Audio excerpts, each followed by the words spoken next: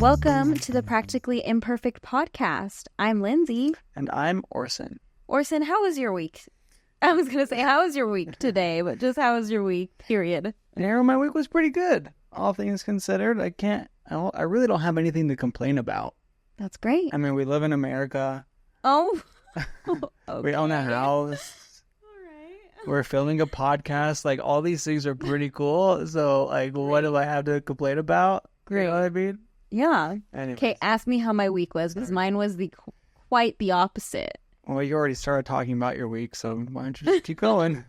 So basically, okay, so we record this podcast on Friday. And I believe this happened to me on Monday. It was so weird. And it shook me to my core, even though everything was fine and it lasted maybe 5 minutes. I'm not exactly sure. So on Mondays, Orson is at work and I'm at home with the baby. Oh, I remember. I know what you're going to talk about now. Yeah, I totally forgot about this. I know. Well, because it didn't happen to you. Okay, so anyway, I'm downstairs with our baby Scarlett and our dog Stella. So I get a notification on my phone that someone is coming to our front door. And I didn't know who this man was. So I was just like, okay, maybe he's just going to stick a flyer in our door. Maybe, I don't know. I didn't think he was going to either way, I was not answering that door. So I didn't really care what he was there for.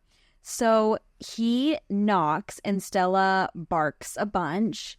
And so I was just like, okay, let's just wait for him to go away. He did not go away. In fact, he not only knocked and waited for a little bit and then rang the doorbell.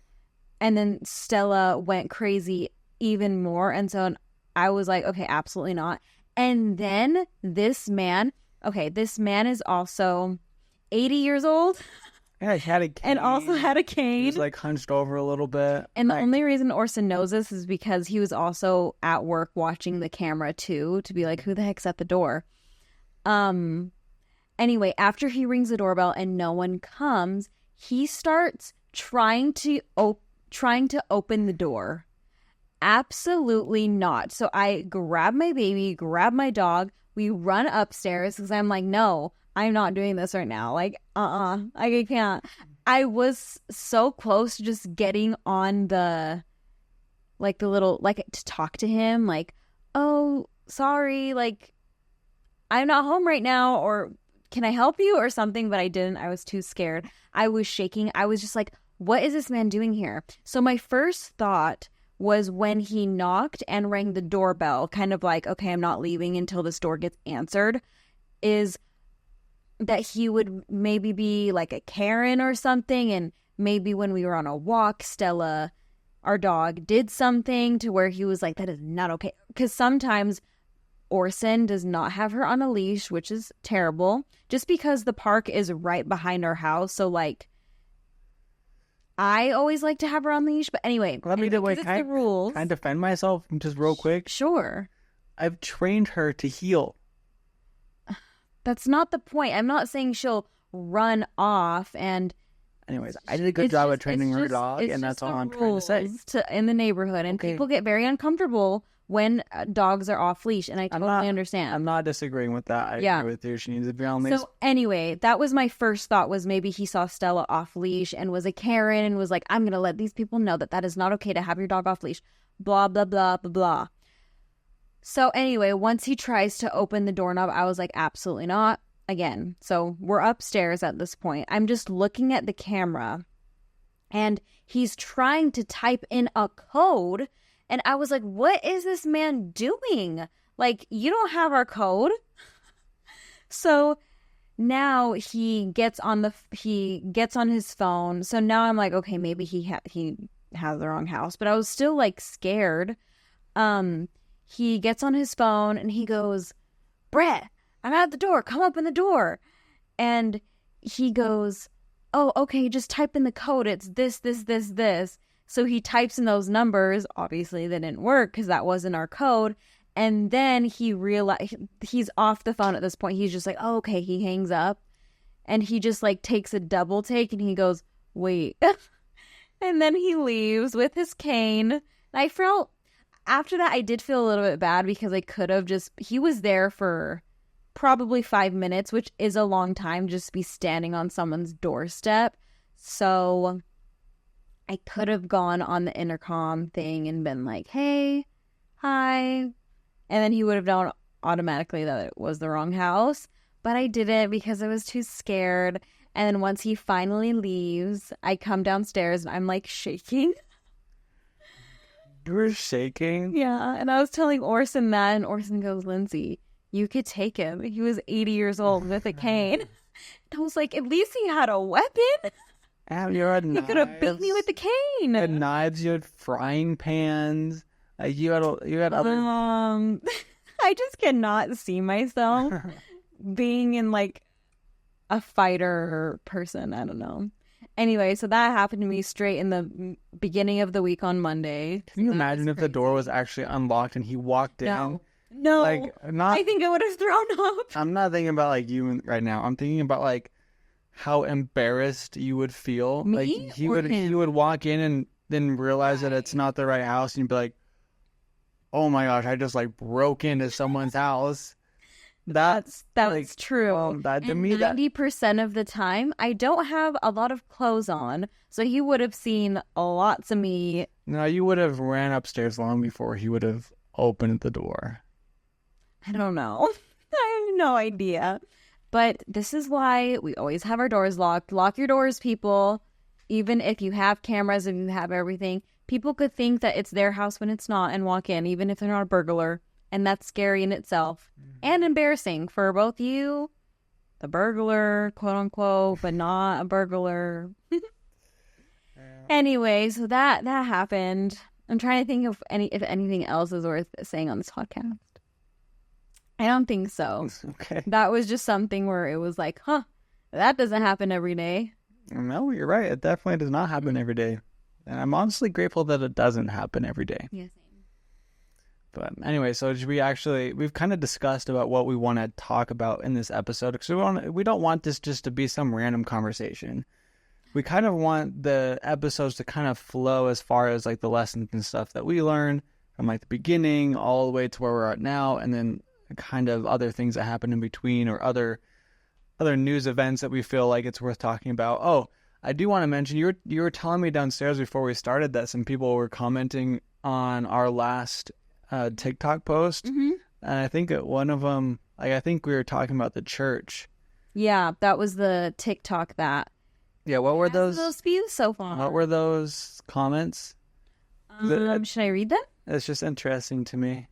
So the TikTok that I had posted, it was a little clip of us, and it was you from our last episode, and it said that, like, you understand why people, like, especially our generation, are starting to, like, leave the church meaning the Church of Jesus Christ of Latter-day Saints, LDS, Mormon. Anyway, so you were just saying your opinions on that, and you were just saying how you understand if they leave because they don't feel connected, like, to the Spirit or Heavenly Father when they're at church and they feel it elsewhere, blah, blah, blah. That was the reel, or the TikTok, I mean. Uh-huh.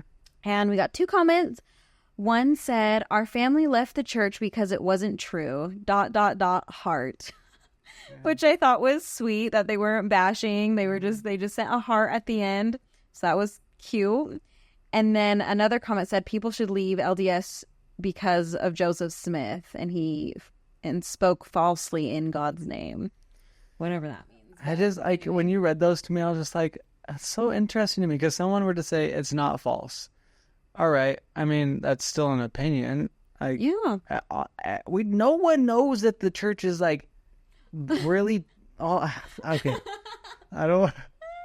Okay, I say so this all the time. I mean, like, Okay, so we're starting there right now. Oh, I guess so. I didn't know we were going there this episode. okay, but like, first of all, like, I have a testimony of the church, and I believe it's true, and other things like that. But like, I could die realistically, Yes. and wake up and then it not be true. Yes. But I don't really care, honestly, because if I were to die and wake up or not wake, I don't know what's going to happen when you die, but like if that were to happen, I know that I lived my life in a way that I felt like was good. I was happy. The only thing that I really care about is how I feel about myself when I'm by myself. And so what are the things that I'm doing on a consistent basis, like going to church, like reading scriptures or reading self-help books or different things like I like to do? Yeah. How do those make me feel about myself when I am by myself? Great. And listening to the church's doctrine and the church's leaders and stuff like that, it makes me feel good about myself when I'm by myself. And Great. If that's Whatever how it makes makes me you feel, happy. then that's great. And if other people are like, oh, it doesn't make me feel that way, then that's fine. Oh, yeah. There's nothing wrong with that. Yeah. But that, like, there's still, but like saying that it's not true. Did you not like those comments? No, I appreciate it. Though. Oh, I don't have any hate or anything regarding that. me either. I didn't read those and I didn't feel any sort of bad. No. But I mean, it just seems like, and maybe it's just because we're a part of it. Sorry, I'm fixing my mic. I don't know how that sounds. That's fine. Maybe it's just because we're a part of it, but it definitely feels like the church is kind of being not attacked. It's really dramatic, but there's a lot more controversy, I feel like, surrounding the church as a whole, as far as people coming out, telling their stories where they're leaving and so on and so forth. And there's a lot of sad stories that I feel like could have been avoided in the first place, but I feel like a lot of people leaving the church, it was a part of God's plan for them to leave the church, the way that I look at it. Whether they chose to leave on good terms or bad terms, like that was the journey that they needed to be able to go through. And you can still be an amazing person without being a part of the church. Yeah. And I don't know. I feel like sometimes, in my opinion, sometimes like the members and stuff in the church lose sight of that sometimes, and we tend to think that, or at least I feel like I grew up thinking, hey, this is the only way that you can find happiness, that you can feel these certain ways. But as I grow up and expand my own knowledge and have my own experiences and stuff like that, that is so not true. There's so many other ways that you can find happiness. And in my opinion, everything that is good comes from God. Mm-hmm. And the more that I go down my own self-development journey, the more it strengthens my own testimony in the church. And that's just my experience. That's great. That's your experience. And I love that people are also being open enough to share their experiences. Because like someone that I work with, like she's not a member of the church anymore, and she feels compelled to tell her story as far as why. And I think that's a beautiful thing. Yeah. Because some people's journeys, they need to not be a part of it to really find themselves. Yep. And become... And be happier for them. Yeah. And that's great. It is great. But when you read those comments to me, I thought it was interesting that like when you talk about the church, people, like there's a lot of opinions surrounding all of that. And that's people like to hone in on it. And I wasn't surprised, honestly, that the one reel that we had where we talked about the church, people actually mentioned something of their own opinions, which is good. Yeah. I have no thoughts on that. I just thought that was nice of them to give a comment and share their opinion. It was. Yep. I agree. But I guess, so to kind of move into what we are wanting to talk about today, I feel like the church is kind of a good starting point. Wait, okay, sorry. I'm totally interrupting you, and I'm talking about something else, about the church stuff. Okay, remember that so something else that happened this week, I got in a Facebook fight. Oh, yeah. Remember? Yeah. Okay, it wasn't a Facebook fight at all. I just commented on something. And again, it was about the freaking Secret Lives of Mormon Wives. That show hasn't even come out yet. I don't know. Maybe when this episode comes out, it will. Let me check my calendar. Doesn't it come out on September 10th? It comes out on the 6th, which is next Friday. So when we record this will come out the following Monday. So this episode will come out shortly just after that has been released.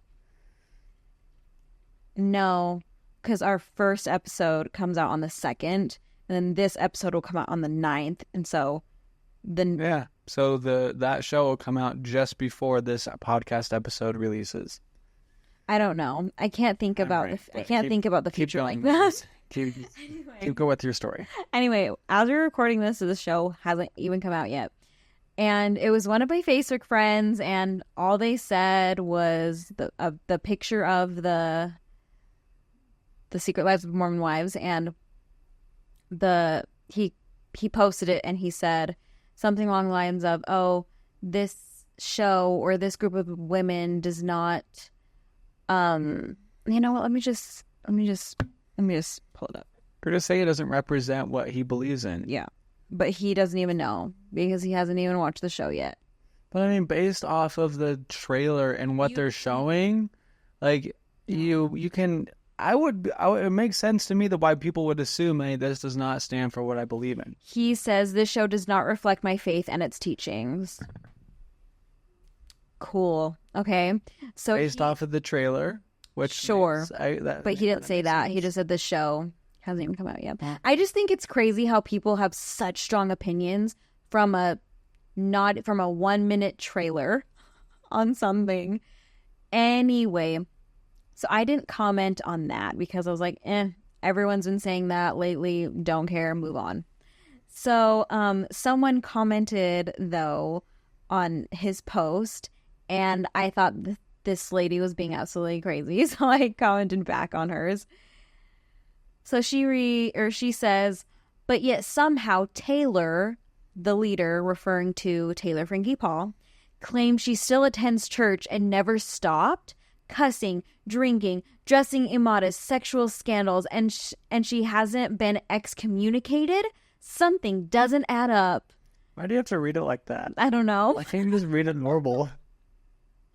Because there's a lot of question marks. There's a lot of exclamation points. So that's how I'm reading it. Okay. And so I was just like, okay, girl, you're crazy. So I commented back and I said, you can still do all of those things and still be a member and attend church. She also says she has never been endowed and does not currently have a temple recommend, which she did say that on her Instagram. Like, I'm not claiming to be this super righteous member. Doesn't even have a recommend to enter the temple. Anyway, so I said that because, you know, it's just really funny to me how, again, still a member, not anti. I just have my things.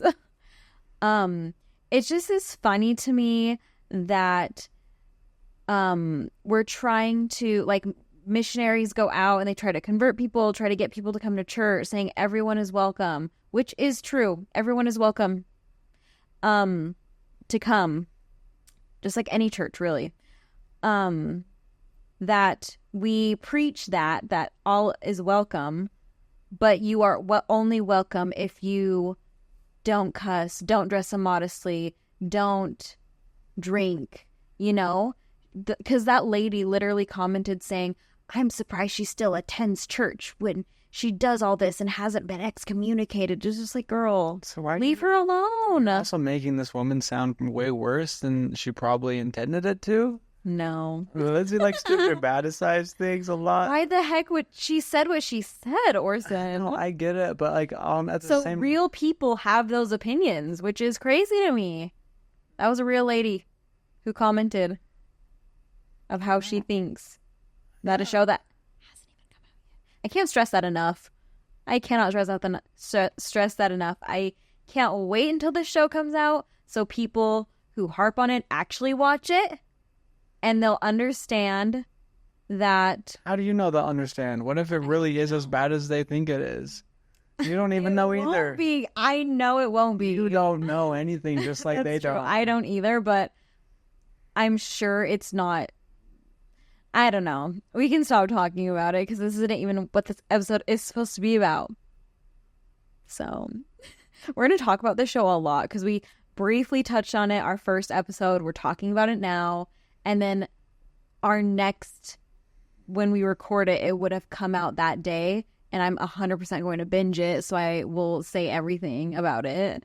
Okay. And it just came out the one day. Well, and we can talk about it, I guess, when it comes then. But to get back to what I was saying before you started your So story about sorry. how you got in a Facebook fight with somebody. So sorry. It's okay. We were kind of talking about the church, and I feel like that was almost, I don't know, in a way, a good place to start in a sense, because Yeah. we wanted to mostly have this second episode, I suppose, be about more so our beginnings, because we got married really young. We got married. Yes, we did. You were 20 years old. I was 20 years old. Like, Yep. I got engaged when I had just turned 20. So I was engaged at 19. which I feel like in the normal world, that is ridiculous Yeah. and crazy. I mean, it yeah. happens, but not very often. Whereas in the LDS community, It's not even LDS community. It's Utah.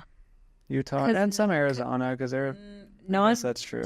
Like non-members, if you live in Utah, you still get married freaking young because that's just how it goes here. So maybe it is just Utah. It I is guess if any of just you guys Utah. live in any other states, is it like that for you? I don't know. Anyways,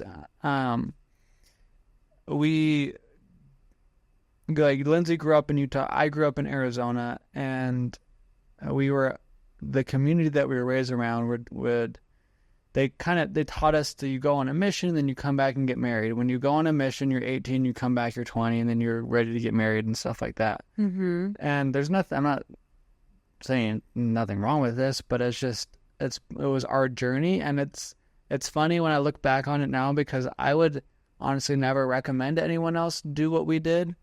Nope, me I either. mean, I recently heard, I was filming a wedding. I used to film a lot of weddings, and one of the speeches, or actually the bride talked about this after I don't know, the bride said this at some point, how her cousin told her that you want to see this person in every season, which at least means at least date them for a year. And I really like that adage, simply because it's like the seasons change, your mood can change even if you don't really notice it.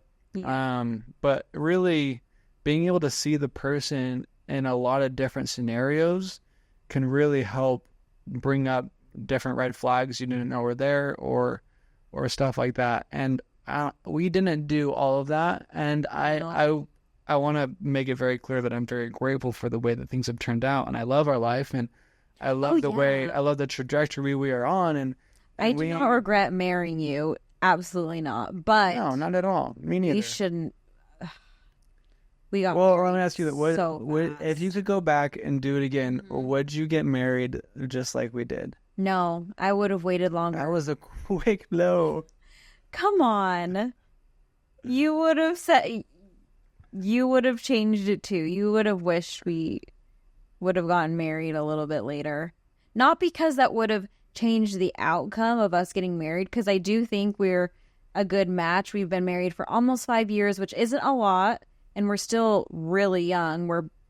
You're 25, I'm about to be 25. So we're still very young and still don't really know what we're talking about, honestly, but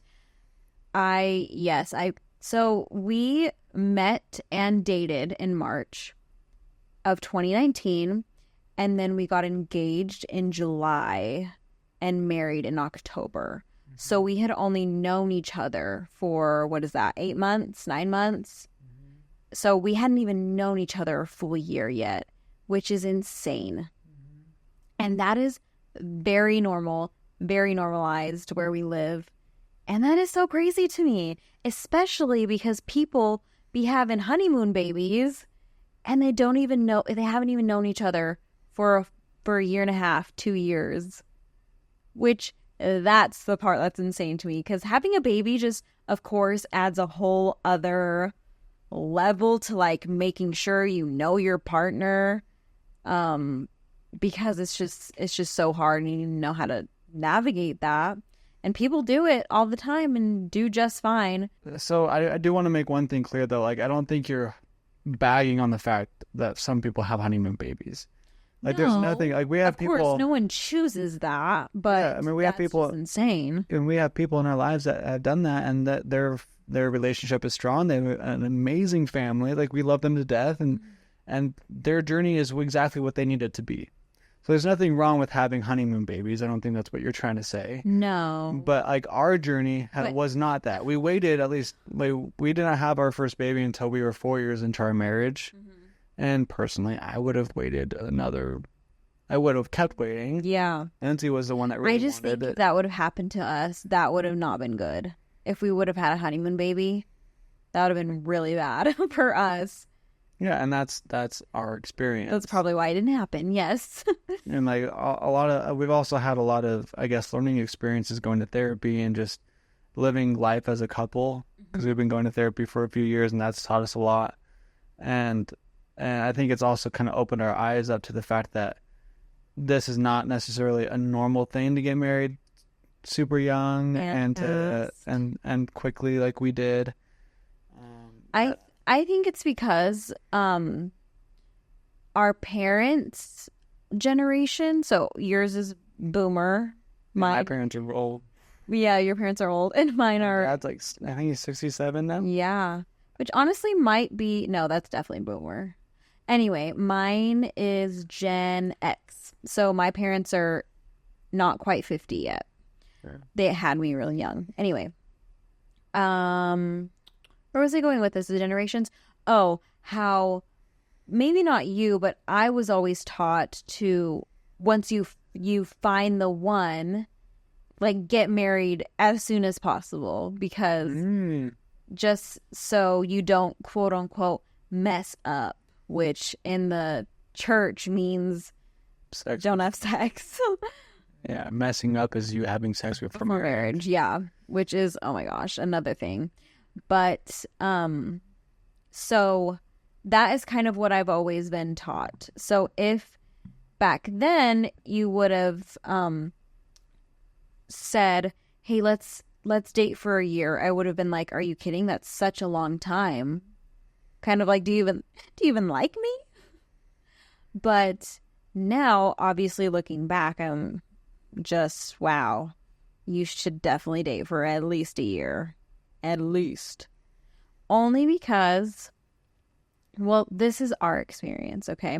When I look back, when we were newlyweds, I, of course, remember the feelings of butterflies still, being very just Twitter-pated with you, and you can do no wrong, and, you know, all that fun newlywed stuff. But I also remember still getting to know you. And we were full married, which is insane. And like I look back and I just think, I didn't even know you. What are your thoughts? I mean, there's one experience that we had right before we got married that I remember thinking, like, holy cow, like, what am I getting myself into? And I don't. First of all, I don't like thinking about when I ever go back and do it over again, because I don't want to ever have things change like that. Yeah. Because we never know. No regrets. We don't. Slow way to say it.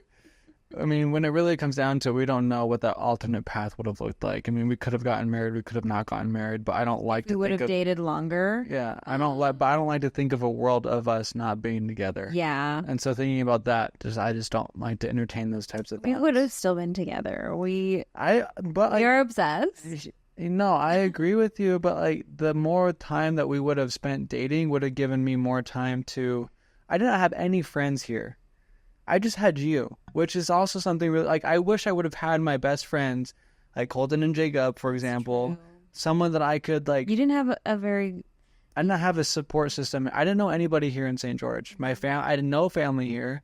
I was living with some old family friends. Yeah. And I mean, I had friends, but they weren't like people that I would go hang out with and all the time and talk about all my feelings. Not lifelong friends. Yeah, whereas if I had my other friends, Colton and Jacob, for example, like, we talked about a lot of those types of things, and they know me better than anyone else. Yeah. And they could have pointed out different areas that maybe I was not noticing because I was too Twitter-pated or in love or whatever it is I want to call it. And I had my family, and all my friends are here where we live, so it wasn't very hard for you to be introduced to them, and saying, "Oh my goodness, we love him. He's perfect for you." Where you didn't have it, you didn't have any of that, which I'm sure was really hard.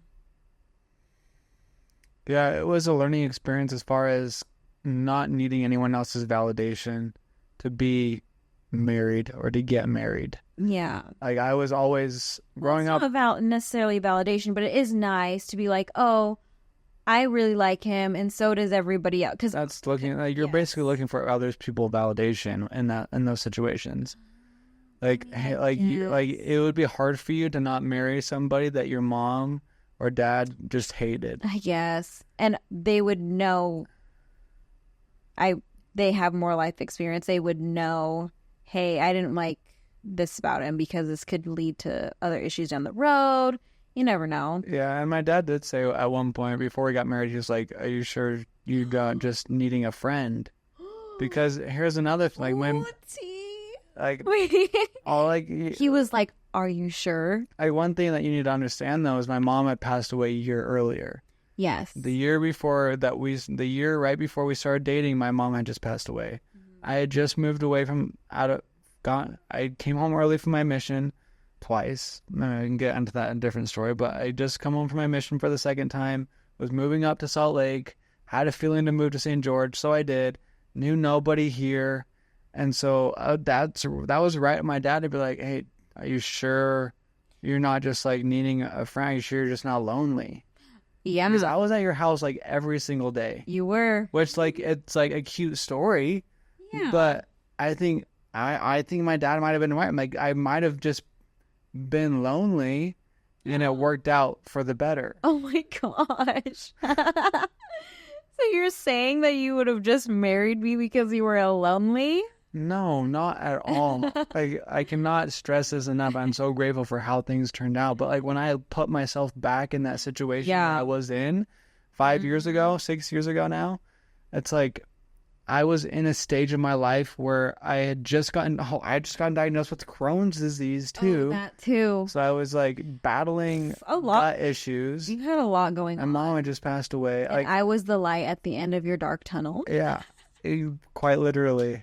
You brought a lot of happiness into my world, and so I was clinging on to that, and I would have been a lot harder for me to recognize those red flags if there were any. And I feel like that is very true. if I would have had my friends or my family, then people that knew me, Yeah. they could have pointed stuff like that out. That's true. Dang. Never thought about that before. I haven't really thought about it either. I guess we never really talked about it to each other. But I do say to him, not all the time, but I have before, like, dang, I didn't even know you when we first got married. And I think I say that because me and you both have changed so much since, well, for me, honestly, since becoming pregnant and becoming a mom, I feel like has been my big shift and not my personality. I mean, I'm still me, but just Your personality me changes. changing and growing, whatever. And so because I say I didn't even know you, and it's because we're so different now. So looking back, it was kind of like I didn't know you. Who were you? Who was I? Because we were just so young. And I think that's what gets people into a lot of trouble when getting married really young and really fast, is because you can grow as individuals because everyone does in their 20s. And some people grow separately and some people grow together. And I feel like majority of the time you can't really grow together, if that makes sense, just because you're a completely different person by the time you're 25. By the time, let me say that again. You're a completely different person when you're 25 versus 20. That's yeah. Anyway. No, that's why I really pushed us going to therapy in the first place, was like, thankfully, because I was a young, ambitious kid, I sought out, like I looked in our community and found people that were living a life that I wanted to be living and tried to learn from them as much as I could. And that thankfully got me into a position to where I could work and be around those types of people And that was one thing that I really learned from them, is just like, hey, you need to be going to therapy, you need to be doing these types of things, because it like Early, you need to go to therapy before, because once you're years into problems and then you say, okay, I think it's time for therapy, it could already be too late. Yeah, that's what our therapist, he's like, people come to me 5 or 10 years too late. Yeah. Whereas a lot of marriages could have been saved if they would have just come to me earlier. Yeah. And anyways, that I'm a big component, especially when it comes to the most important thing in my life to me is my relationship with you. And so what if an athlete, for example, a professional athlete, has coaches for every single aspect of their life? Yep. Why should I not be the same, especially when it comes to the most important thing in my life, which is my relationship and marriage to you? And the therapist acts as that coach, per se. And growing apart versus together was something that I was really aware of, and I learned pretty early on when we first got married, which I'm super grateful for, and why I really pushed for us to go to therapy, because I knew marriage... You keep saying I pushed for us so hard like I wasn't a fan. Well, I was totally fine with going. I know, but I was the one... It was your idea. I was the instigator behind all of it. Yeah. And my train of thought was just to end my train of thought was, I knew marriage was going to be hard based off of what everyone else has been telling me, but I was like, I don't want to have a hard marriage. Yeah. I want to have a marriage that I love to be a part in, and I want to be an equal partner, and I want to be able to have a partner where they put the best into me and I put the best into them. Like, my goal for our relationship, for example, and I think I've told you this before, but I want you to not need me, and I want me to not need you. I want us to both not need each other, but we choose to be together, and then we can be our best selves as individuals, but bring that into our relationship. And I think that is really great and really healthy that you say that. I'm totally on board with that idea, and I think you have told me that before, because, I think especially too in our Utah community, when people get married so young, that they kind of morph into one person, but not in a good way, if that makes sense. Like, they aren't their own individual person because they got married so young, they don't know who they are without the other person. Does that make sense? Am I making sense? So with you saying we need to be our own individual people and choose to be together, I think is the healthiest way you can go about it. Well, and one of our more recent therapy sessions, I started crying in it because it brought up one of my deepest fears, and it's like, I am naturally, I've always been a super ambitious person. Yeah. Like, I want to accomplish a lot of things, but I was scared, and I can feel myself getting a little emotional with this, but like, I don't want to leave you behind. I don't want you to feel like I'm dragging you along. Like, that's one of the biggest things, because that will just end resentment, and you'll feel like you're not getting enough attention and resenting me for working so hard, when in my core, like, I'm ambitious and I want to work hard, but I also want to be on a healthy relationship. And anyways, it's just, that's, one of my biggest, deepest fears when it comes to the relationship is just feeling like I'm just dragging you behind, and I don't want you to feel that way at all. And I think that's, especially if you're like me and someone else is just as ambitious and you want to be in a relationship, but your partner isn't that way, like that, there's nothing wrong with that. I think that's a great thing. But you have to also be aware of the fact, like, hey, they're not going to meet whatever your standards are. You have to be able to look at them from where they're at and be grateful for the progress that they've made on their own journey, and not try to bring them up to yours. Can I stop you for a second? Yeah. I think kind of rephrasing it to not make it so extreme, because you said, did you say on the same level? Maybe. I can think of it. I can think of a simpler way to say it. Meaning how he's not meaning like we're on the same, like I'm better than her, I'm on a completely different ambitious level and I'm dragging her along. I Some people might think that just because they think they're ambitious. I'm better than this person. I'm thinking, you need a partner that's just as ambitious as you. Right. And where was I going with this? Like, you don't need an ambitious partner. Yeah, that's what you said. But you're not saying I'm not an ambitious person. You're just maybe a bit more above and beyond. Yeah. And you just haven't, like, your experiences that you had in your life, you haven't experienced what you need to bring that ambition out of you. I think every person has the ambition inside of them. It just depends on kind of the experience, what they're interested in, the experiences that they have, and the path that they end up going down.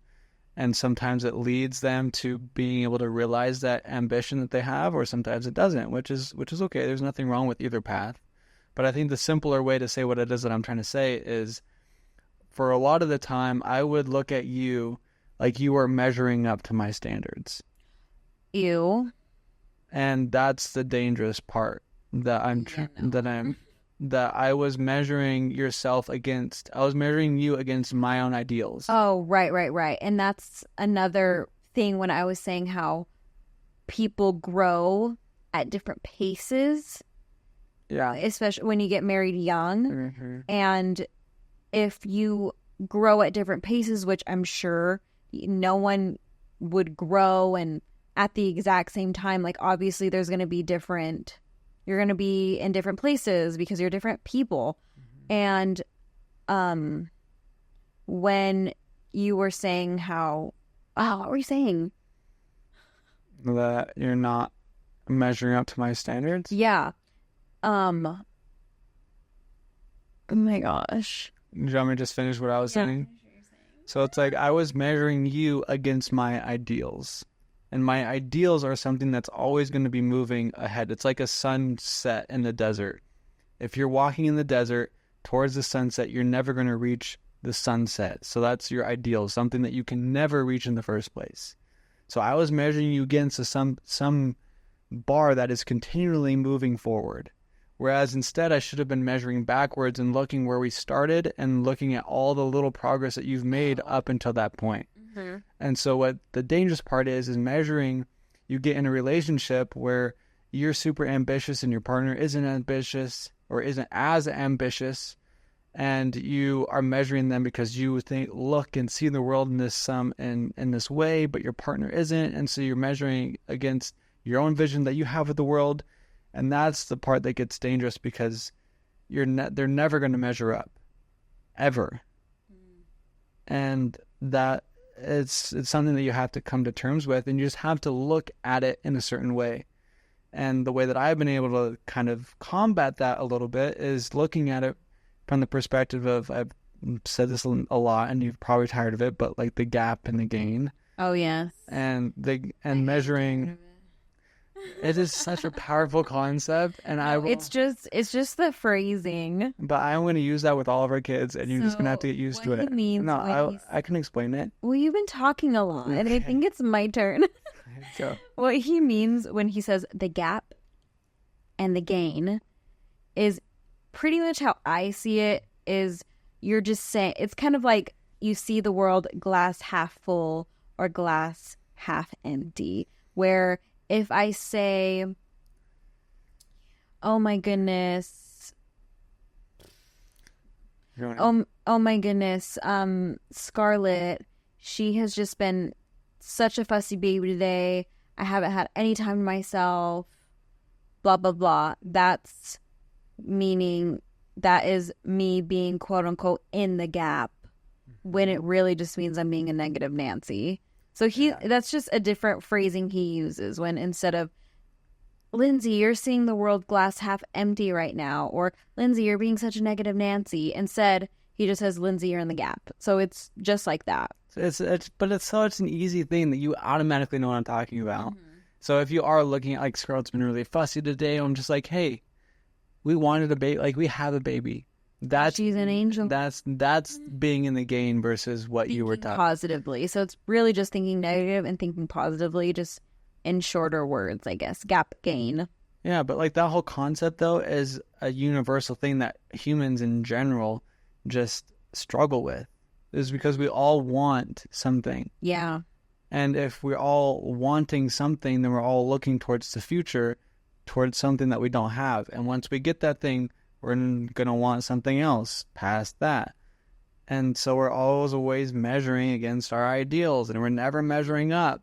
Whereas if we just only choose to measure backwards and look at all the progress we've made, we can choose to be happy in in the moment and the life that you're currently living, instead of always looking to something to bring you happiness. And I think that, like, there's a whole book called The Gap and the Gain if you want to read it. But that, like, one of the first things that it talks about is the Declaration of Independence, how they wrote, and the pursuit of happiness. Like, that kind of screws us over, because writing the pursuit of happiness means that happiness is always out of reach. You're always in pursuit of happiness. When in reality, we need to be looking at life as if the happiness is already in us and around us currently. Anyways, I don't need to keep going. I don't even know how you got there. When we watch it back, we'll like see how you got there, but I'm not sure. It had to do with the fact with relationships, growing separately and growing together. Yeah. Yes. Anyway, going along the lines of that, I think if you are a young couple, I think it is really good to look into a therapist, some insurances, take therapy, because I know therapy is really expensive and not everybody can afford it. But I have some family members who are in therapy, but they take it with their insurance takes it, so they only have to pay like a $20 copay or something. So it just depends on what therapists take insurance or whatever. So yeah, if I could, I would give therapy sessions as like a gift to newlyweds. I'm sure some therapists do, like one session or I will do that for our kids. Do what? Like when they get married, I will be like, hey, my present to you is going to be a year's worth of therapy. A year? Yeah. You just paid for their wedding. Hey, I'll be wealthy by that point. That's nice of you. That's how much I believe in it. Yeah, I do too. And I think a lot of people do that nowadays. Therapy is becoming way more normalized, way more accepted, which is amazing. It is amazing. It is cool. Well, it seems like we kind of really talked about that beginning stages of our relationship, and the next step, and then the next part is like the marriage side of it. Were we talking about, like, were we being negative this episode? Like, I just want to make it clear that me and Orson love each other. We are very obsessed. But when we first got married, of course, it's all looking back. When we were there in it, like I said, hard eyes, Twitter-pated, not seeing any red flags, if there were even any, because we were just so in love or in lust or whatever you want to say. But, as time goes on and the honeymoon phase fades, you start to be like, oh, well, I didn't know that this would bother me so much, or this and that. But when you start seeing a third party therapist, it's very easy to kind of navigate those things. And this therapist that we're seeing right now, he had us take this test that was super cool. Personality test? I totally forgot what it was. It was a bunch of numbers and there was letters. Like 80-something questions that we answered. Yes. So we answered them from the point of view as if we were answering it about ourselves. Yes. And then we answered it from the point of view as if we were answering it about our partner. Mm-hmm. And then he had some scoring sheet that drew it on a graph as far as like a perfect personality that's not a thing, but there was like the shades on this graph that represented, hey, you are way over dramatic in one area or way under dramatic in this other area, and you want to be somewhere in the middle. Yeah. And so it drew lines based off of the answers that we gave on this graph of like, hey, Lindsay thinks you're here when you think you're all the way over here. And I know, it's super cool. And me and Orson could not have been more opposite. Yeah, I mean, Do you there was. remember I that? do remember, yeah. How far up and far down you were here, which I thought would be a problem, but our therapist actually said that's just fine. It's actually good that you guys are so different because we do balance each other out. I would say I really do think we're a good match. Yeah, I really do. I We're agree. great parents, patting ourselves on the back for sure because we waited so long. And we could have waited longer. We could have even waited longer, right? People, wait 5+ years. Some people wait 5 years to get married. That's too long. Okay. Just commit already. Anyway, so we started trying to have Scarlett when we hit our 3-year anniversary, and then it took us 6 months to get pregnant with her. So it was 4 years and a couple months when we had her. And I thought that was the perfect time. It all worked out the way that it needed to. And because we've been in therapy for so long and we've known each other we had a good amount of years under our belt, I felt like we have been really good with when we had her. Like me and Orson, for the first 6 weeks of Scarlett's life, we slept in separate rooms because we were just on completely different schedules. I was on my maternity leave, so I wasn't working. Orson wasn't working either, so we were both home, and I would do the night shift. So I would stay up with her when she was a newborn from, I think it maybe 8 p.m. to, was it 8 p.m. to 8 a.m.? No, it was 8 p.m. maybe to 5 or 6 in the morning. And then you would take her until 1 in the afternoon. So basically, I would sleep until 1 in the afternoon. Basically, we didn't see each other because one was sleeping and one was with the baby. And then we slept in separate rooms so we could each get our sleep. And I feel like if a newly married couple, I don't think that would work, sleeping in separate rooms, you know? I think it depends on the couple. I think it would work for some people, and it has, and it wouldn't work for some others. I mean, I'm saying how that just didn't phase us at all.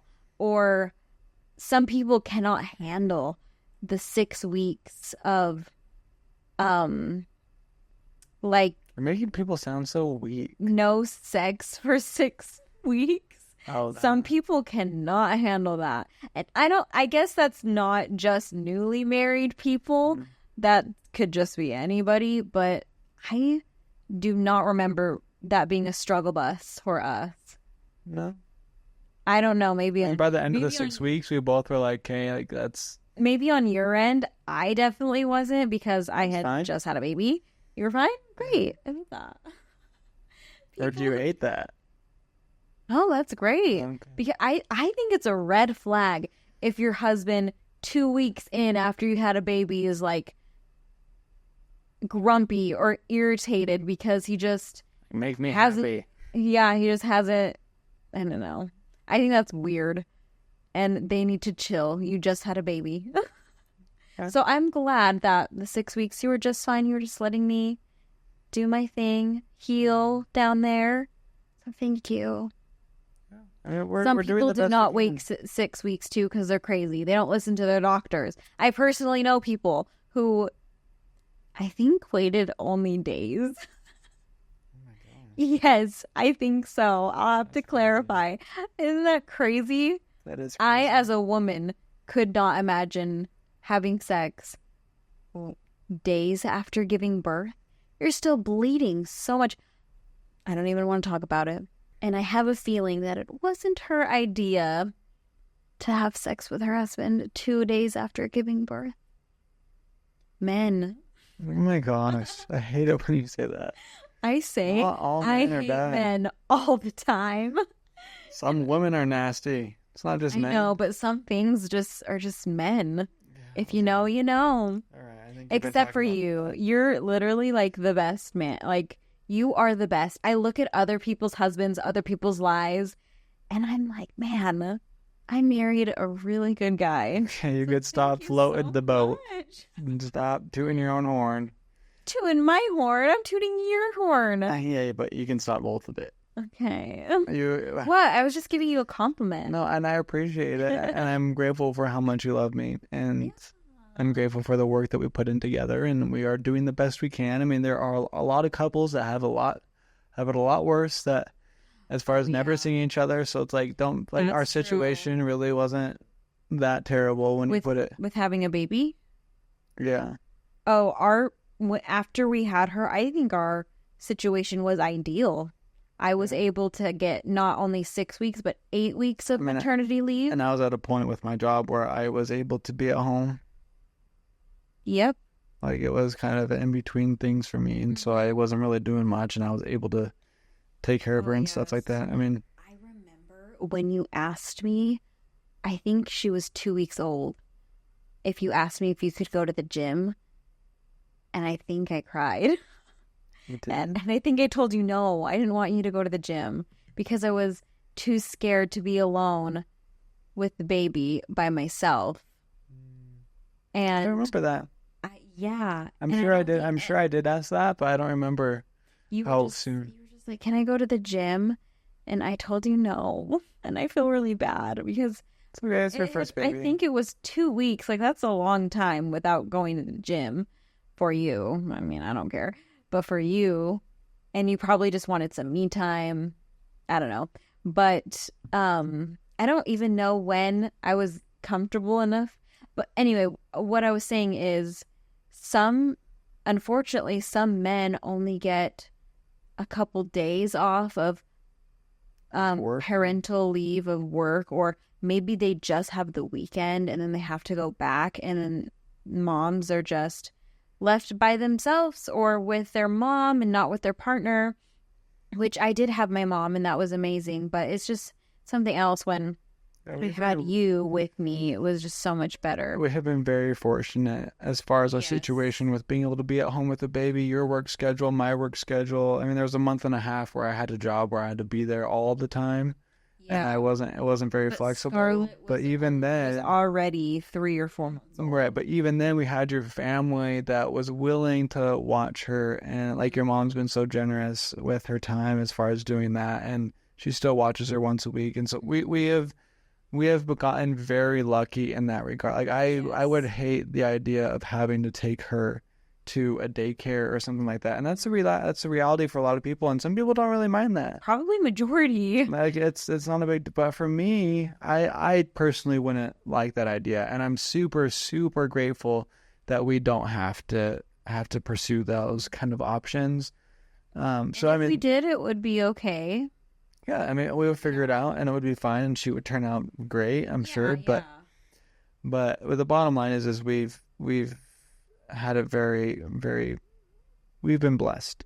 Yeah, with definitely with how things have turned out, even though it's been hard, and we can talk about that in different podcast episodes. But for right now, let's just keep this one to where we're at, as far as we talked about the kind of leading up to us getting engaged and getting married. And I feel like that kind of brings us to the next episode, that where we can talk about a little bit more about our wedding and the marriage side of things, as far as kind of what the lessons, and maybe there's other topics that we can talk about. I mean, like you said, the Mormon show will have come out by then. Oh my gosh, can't wait. And so we probably won't spend the whole episode talking about that stuff. Or maybe we will. Or I'm talking the stuff I'm talking about is like our relationship. Yes. So I feel like we covered a lot in this episode. We did. But it's awesome. I mean, I really liked this conversation. It was kind of fun to unpack some of the thoughts and feelings that we had. Like, looking back on that time of life through the lens that we have now. Yeah. That's interesting. That's what I'm talking about. It's when we were there 5 years ago, we were doing nothing crazy, nothing wrong. We were just so in love. Yeah. And now we're just... That was the stage of life at that time. We're like, what were these kids doing? No, we had no idea. It's crazy. It's a fun time of life, though. And I think if anyone else is in that stage of life, like, enjoy it. Don't think about it too much. Don't be like, am I making a mistake? Like, just enjoy it, man. Life is supposed to be fun. Every time I go to a wedding, I get sad because I wish it was my wedding. Our wedding was so fun. It was fun. It's fun to. I remember on the wedding day thinking about, man, I can't believe this many people came to support us, just you and me. It was just a party for you and me with food, dancing, all this fun stuff. And just because looking back, we were so in love. And I know maybe the things we said today was really vulnerable, and it opens up judgment to our relationship, and people are going to think certain things. But we were, even though it was very fast, and we would not recommend it for a second, and me would wait a little longer just because, just so I can know you a little bit more. But know yourself. And know myself. I think that's like the most important part. And we were like so obsessed and so in love, and it was so cute. Mm-hmm. We still are, just not as crazy. Like I'll be like, okay, you stink, go take a shower. Maybe I wouldn't have done that. Maybe I wouldn't have done that back then. I mean, you're definitely being nice with that one. What do you mean? Oh, I could have given you a worse thing. I feel like you call me out on worse things than that. What? Oh, like your time management. So many things. Man, I'm getting better. See, like, sorry. I think the best way to describe it is like we're 5 years in and we're getting comfortable with this thing. I mean, we still have a long ways to go and a lot of learning experiences, but I think we're on the right trajectory as far as preparing for those hard times by going to therapy and doing all the right things, so that way when we come across it, we know how to handle it. So I think we're doing the right thing, and we're on the right path. And I mean, yeah, grateful to have had this conversation with you, Lens. Me too. Thank you so much. Thanks for listening. Yeah, thank you guys. As always, we always appreciate every single one of you. We've already gotten a lot of comments and feedback and love for just starting the podcast in the first place. And when we were recording this second episode, our first episode has not come out yet, so we don't know the feedback quite yet as far as the full episodes go. But we've posted clips here and there, and the Instagram and the TikTok, and there's already some engagement, and it's just been really fun. And I know that once the episodes actually come out, it will be a little bit harder because, like I said, we're opening up some personal things about our relationship that people can judge, but that's what kind of comes with being open and vulnerable. That's what we signed up for. Yeah, people have things to say, but we like it. It's good for us, and it's fun. We're enjoying it. I was talking to one of my friends today. T, you know who you are, or yeah, I was talking to T, and she was just saying that she subscribed already, and she was like, I was mad that I couldn't even listen to the first episode because it doesn't come out to the second. And I was like, yeah, I'm sorry, but you have to be patient with us because the first few episodes, as you get into something new, they're not always the best. I know, but I like. So sweet. I already like this episode better. It feels better. I know after watching the first one back, I was like, man, I need to have a little bit more enthusiasm, a little bit more life behind my voice. Oh my gosh, we're also recording this podcast 2 hours earlier than our last week's. And Scarlett hasn't woke up once, and we've been going for like an hour. Oh my gosh, so amazing. Right now it's 10 p.m. and we're ending the podcast. Last episode, I believe we started at 11 p.m. Dang. I know. So we do have a little bit of liveliness in us. And after this, we're going to have a little date night because it's Friday night. We ordered pizza and we're going to watch a movie, and I think we're going to watch Inside Out. And I can't freaking wait because those are our date nights now because of our little baby, but they're so fun. They are fun. Love you, babe. Love you too, Lance. Bye. Bye, guys. Yeah. High five. We just high five. All right. Let's hope this is still recording.